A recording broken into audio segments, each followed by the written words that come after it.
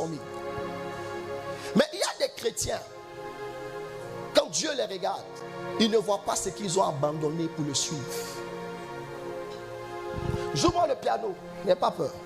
Il y a des chrétiens, quand Dieu les regarde, ils ne voient pas qu'est-ce qu'ils ont laissé pour le suivre. Ça veut dire que ces chrétiens-là continuent de protéger et d'aimer leur ancienne vie.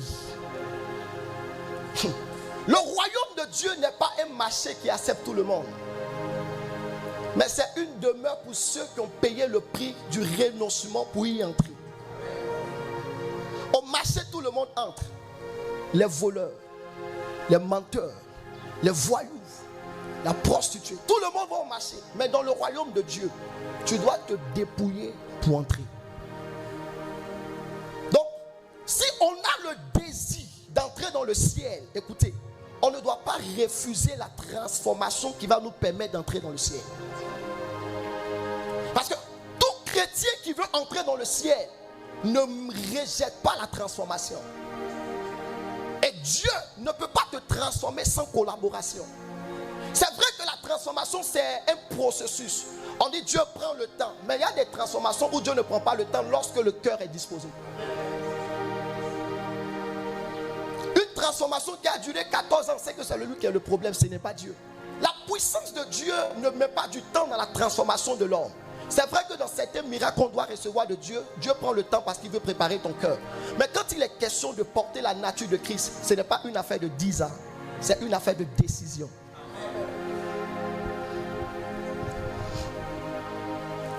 On va nous dire non, laissez-le un peu, on va prendre du temps. Au fur et à mesure, il va comprendre. Ok, mais quand on va de 1 an à 2 ans, et qu'on va encore de 2 ans à 3 ans, on voit que cette personne étant en crise est toujours la même personne. On doit se poser des questions.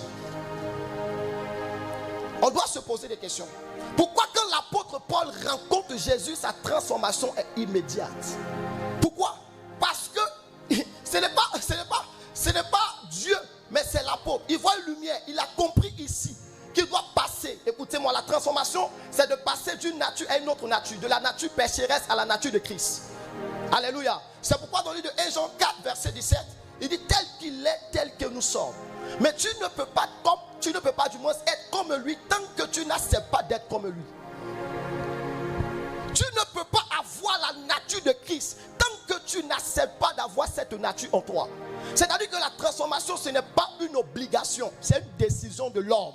Et c'est alors que Dieu commence à produire cette restauration